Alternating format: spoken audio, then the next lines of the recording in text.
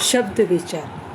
शब्द विचार एक या अधिक अक्षर से बने स्वतंत्र सार्थक ध्वनि को शब्द कहते हैं, जैसे लेकिन, अब, आओ, आ, आदमी, औरत। सार्थक वर्ण या वर्णों के समूह को शब्द कहा जाता है। शब्द साभिप्राय होते हैं। जब कोई सार्थक शब्द वाक्य में प्रयुक्त होता है तब उसे पद कहते हैं। व्याकरण के नियमों के अनुसार विभक्ति, वचन, काल, लिंग आदि की योग्यता रखने वाला वर्णों का समूह पद कहलाता है। दूसरे शब्दों में एक या अनेक वर्णों के मेल से निर्मित स्वतंत्र एवं सार्थक ध्वनि ही शब्द कहलाती है। जैसे एक वर्ण से निर्मित शब्द न से नहीं, व से और, अनेक वर्णों से निर्मित शब्द गाय, कमल, अफवाह, हिंसा आदि ऐसे शब्द तैयार किए जाते हैं। शब्द भेद हिंदी विकास की दीर्घ परंपरा और अनेक भाषाओं के संपर्क का परिणाम है। फलतः हिंदी शब्दावली का वर्गीकरण अनेक आधारों पर किया जाता है, जो इस प्रकार है। विकास स्रोत के आधार पर भेद। प्रत्येक भाषा का विकास निरंतर चलने वाली प्रक्रिया है, जिसमें भाषा के नए नए शब्दों का निर्माण होता रहता है। हिंदी विकास के आधार पर शब्दों को 6 भागों में विभाजित किया जाता है। सबसे पहला है तत्सम शब्द। हिंदी भाषा उद्गम संस्कृत से माना जाता है। इस कारण हिंदी में संस्कृत के कुछ शब्द मूल रूप के समान प्रयुक्त होते हैं और इनके सहयोग से अनेक शब्दों का निर्माण किया जाता है। जो शब्द संस्कृत से हिंदी में बिना परिवर्तन किए अपना लिए जाते हैं उन्हें तत्सम शब्द कहते हैं। जैसे प्राण, कर्म, अग्नि, कोटि, हस्य, मस्तक, यौवन, श्रृंगार, ज्ञान, वायु, अश्रु, दीपक आदि, ये सब तत्सम शब्द है। दूसरा तद्भव शब्द। जो शब्द संस्कृत से उत्पन्न या विकसित हुए हैं या संस्कृत से विकृत होकर हिंदी में प्रयुक्त किए जाते हैं उन्हें तद्भव शब्द कहते हैं। इस वर्ग में वे शब्द आते हैं जो संस्कृत भाषा से पाली, प्राकृत एवं अपभ्रंश के माध्यम से अपना पूरा मार्ग तय करके आए हैं। जैसे काम, सांप, घी, भैंस, आग, माँ, दूध, खाट, हाथ, भाई, गाय, पानी, आंसू, गर्दन आदि। तद्भव शब्द। कुछ महत्वपूर्ण तत्सम और तद्भव शब्द इस प्रकार है। तत्सम और तद्भव, जैसे अमावस्या, अमास, अर्ध, आधा, अंधकार, अंधेरा, अमूल्य, अमोल, अम्बा, अम्मा, अम्मा। तत्सम तद्भव। अम्लिका, इमली, आम्र, आम, आमचूर्ण, अमचूर, आलस्य, आलस, अलुक, उल्लू। कज्जल, काजल, कदली, केला, कपूर, कपूर, कृषक, किसान, द्विपट, दुपट, दीपावली, दिवाली।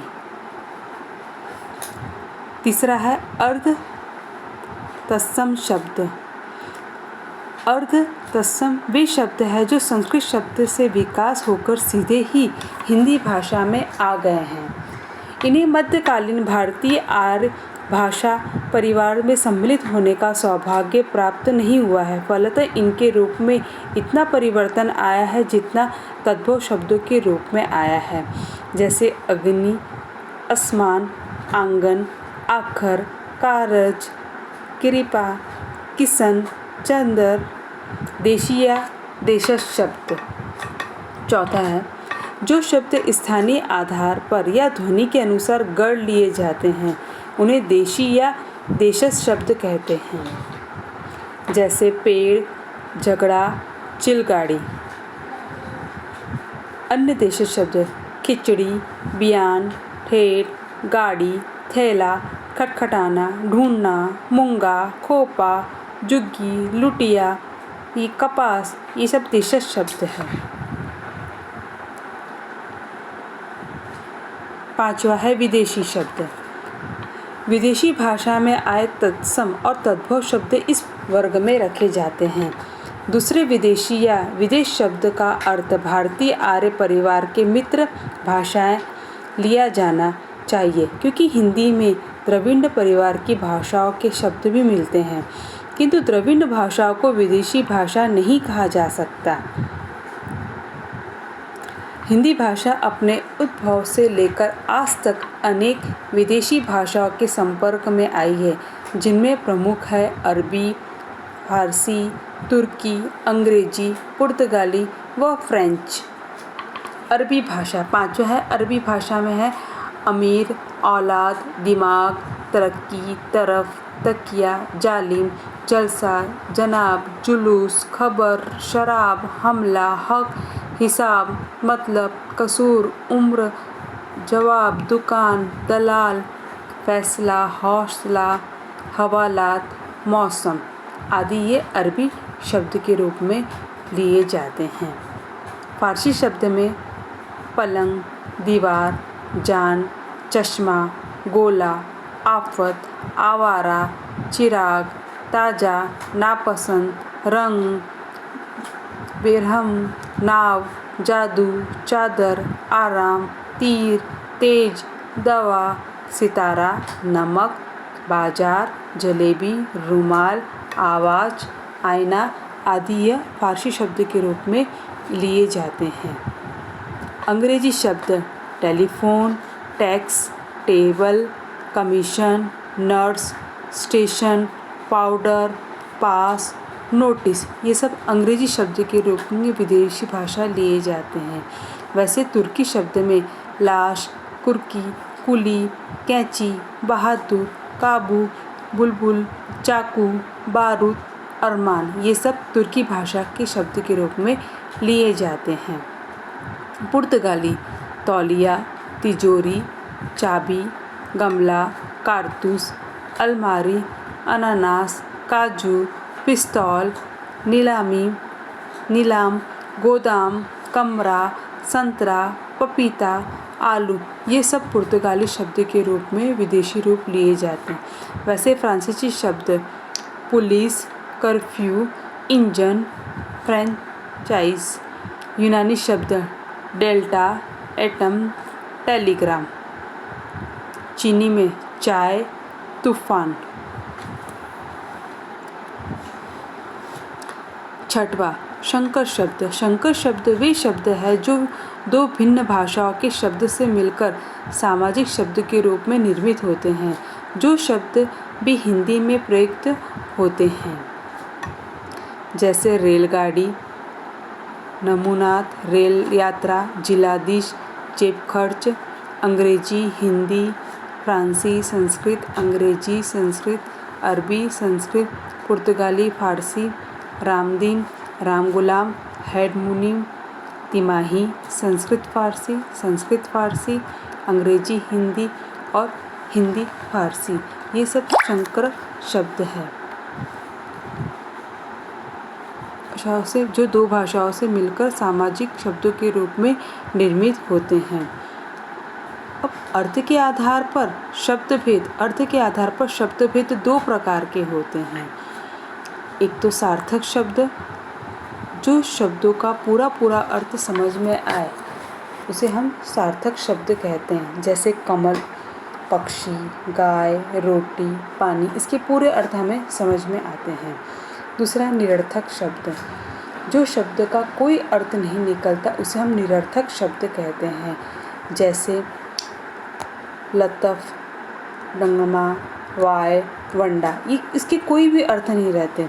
कभी कभी एक सार्थक शब्द के साथ एक निरर्थक शब्द का प्रयोग किया जाता है, जैसे चाय, बाय, गाय, बाय, पानी, वानी, रोटी, वोटी, पेन, वेन, पुस्तक, वुस्तक, डंडा, वंडा ऐसे शब्द का, मगर ये शब्द कौन से रहते हैं? निरर्थक रहते हैं। इन शब्दों में दूसरे शब्द का कोई अर्थ नहीं निकलता। प्रयोग के आधार पर शब्द भेद, वाक्यों में शब्द का प्रयोग किस रूप में हुआ है इस आधार पर भी शब्दों का वर्गीकरण किया गया है। नाम यानी संज्ञा, अख्याता, यहाँ पर उपसर्ग, निपात। हिंदी में प्रयोग के आधार पर शब्द के निम्नलिखित 8 भेद हैं। प्रयोग के आधार पर शब्द भेद: संज्ञा, सर्वनाम, क्रिया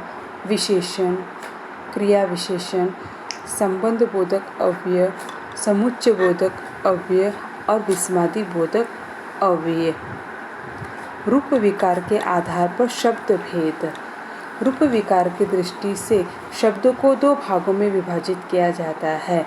पहला है विकारी शब्द, जैसे जिन शब्दों का रूप, रंग, लिंग, वचन, काल एवं कारक के अनुसार परिवर्तित हो जाता है, उसे हम विकारी शब्द कहते हैं। जैसे लड़का, लड़की लिंग के कारण हुआ है, अच्छा, अच्छे, गया या गई एक परिवर्तन काल के कारण हुआ है। ये लिंग के कारण, ये काल के कारण। इनमें 4 प्रकार के शब्द हैं: संज्ञा, सर्वनाम, क्रिया और विशेषण। अविकारी शब्द वे शब्द हैं जिनका रूप, लिंग, वचन, काल, विभक्ति, पुरुष के कारण परिवर्तन नहीं होता। ये शब्द जहाँ भी प्रयुक्त होते हैं वहाँ एक ही रूप में रहते हैं। ये शब्द अव्ययीभाव समाज के उदाहरण कहलाते हैं, जैसे किंतु, परंतु, अंदर, बाहर, अधीन, इसलिए, यद्यपि, तथापि, कल, परसों, बहुत, शाबाश। ये कभी कुछ परिवर्तन नहीं होते, ये जैसे के वैसे ही रहते हैं। इसे हम अविकारी शब्द कहते हैं। अविकारी शब्दों के भी 4 प्रकार रहते हैं: क्रिया विशेषण अव्यय, समुच्चय बोधक अव्यय, संबंध बोधक अव्यय और विस्मादिक बोधक अव्यय। शब्द रूप। भाषा। शब्द भाषा की स्वतंत्र इकाई है, परंतु इन स्वतंत्र शब्दों को एक एक करके एक साथ रखने से सार्थक वाक्य नहीं बनते। इस प्रकार पद शब्द का वह रूप है जिसे शब्द में प्रत्यय व विभक्तियां लगाकर वाक्य में प्रयुक्त होने योग्य बनाया जाता है।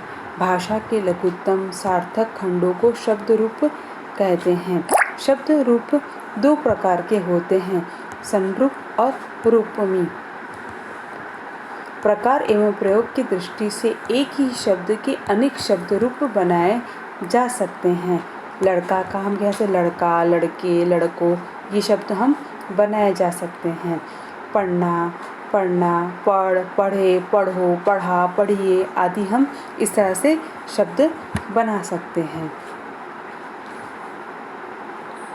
अनेक शब्द रूप बनाए जा सकते हैं। शब्द रूप बनाने की यह प्रक्रिया शब्द रूप निर्माण कहलाती है।